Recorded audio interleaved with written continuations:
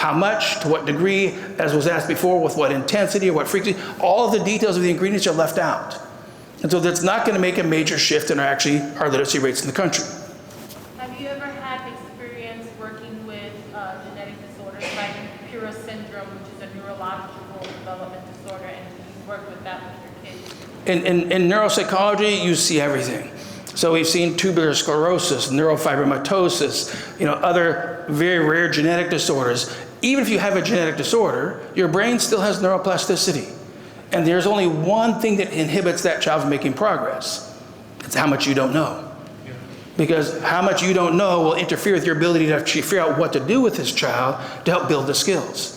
So from brain plasticity, we know that you actually have to have intensive instruction, frequent instruction, and systematic instruction.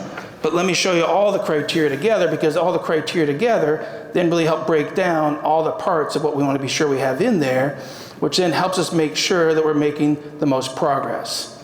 And that looks like this. We know the instruction has to be,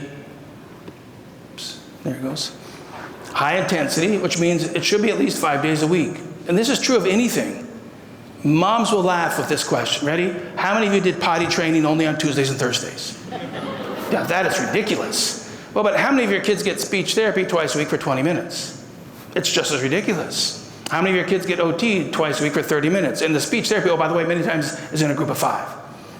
And so that intensity of how much time per day, which means 45 minutes, 2 hours, what's the duration, plus the frequency, which means how many days per week, plus the specificity, how explicit are your instructions. Let me give you an example of that. When you taught your child how to ride a bike, you might have given bike riding lessons every day. Maybe you're going to spend an hour a day working on bike riding, but did you only say to the child, ride it, ride it, ride it, ride it?